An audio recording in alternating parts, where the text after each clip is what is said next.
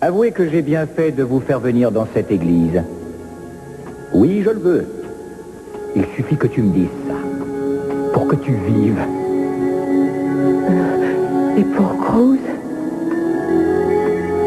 Lui, je ne l'aime pas. En prison, j'ai eu le temps de penser à lui. Il devra s'effacer. Je te jure qu'on se passera très bien de lui. Alors, à toi de choisir. J'ai déjà choisi. Je préfère mourir plutôt que vivre sans lui.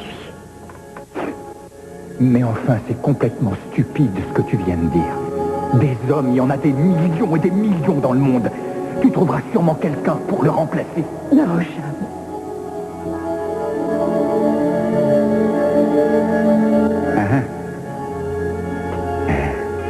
Tu vois. Et tu as entendu ce qu'il a dit? Ça doit quand même te remonter le moral, ça. Je comprends pourquoi t'es tombé dans le piège, Cruz. Parce qu'Eden a toujours été ta petite faiblesse. Je n'ai pas oublié dans quel état tu étais quand Eden et moi, on s'est mariés. Ça t'avait rendu fou allié. Tu ne pouvais pas te faire à l'idée qu'on soit ensemble. Et que je lui fasse l'amour, surtout. C'est là que tu as craqué. Hein, Cruz? On devrait peut-être échanger nos impressions, Oh non, on s'amuserait bien, mais ce serait un peu gênant en sa présence. Hein?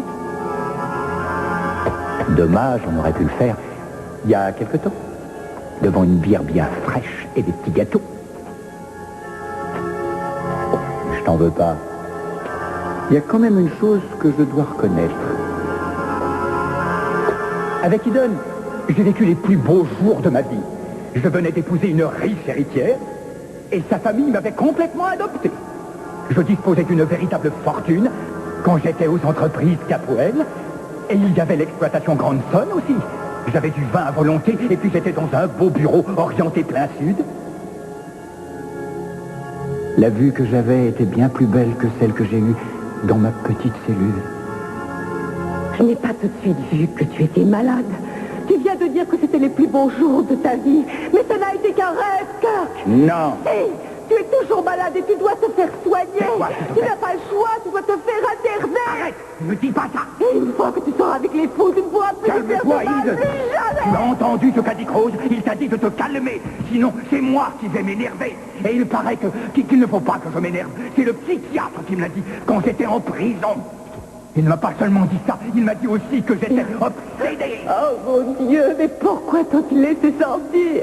J'ai été libéré pour bonne conduite. Je m'y suis tellement bien pris que je les ai tous trompés. Ils n'ont même pas eu besoin de me soigner. Grâce à moi, la prison a économisé beaucoup d'argent. Ils m'ont même remercié. Ils m'ont dit que j'avais été brillant. Mais ce qu'ils ne savaient pas quand ils m'ont libéré, c'est que j'étais toujours aussi possédé. Je suis sûr que vous serez extrêmement flatté d'apprendre que pour le patient Kirk Grandson, vous êtes sa principale obsession. Remarquez que vous ne valez pas mieux. Votre union a quelque chose d'obsessionnel aussi. Les entretiens que tu as eus avec les psychiatres n'ont pas servi à grand-chose alors. Aussi. J'ai appris beaucoup de choses. J'ai surtout appris que je savais très bien leur mentir. Mais les seules leçons que j'ai apprises dans la vie, elles m'ont été données par le maître. Oui, mais où est ce maître? Le maître m'a appris comment mourir en gardant son honneur. À ce sujet, je crois qu'il te reste beaucoup à apprendre encore. Non. Je détiens la vérité. Cette vérité que j'ai transmise à Elena. Comment vivre et mourir en se servant de ses mains et en faisant le geste sacré. Aujourd'hui, j'hérite de 2 superbes élèves qui attendent. C'est moi qui vais vous enseigner tout ce que le maître m'a appris. Non! L'ultime des francs. Non, arrête! Comment y parvenir? Non! Vous verrez que la mort peut être belle.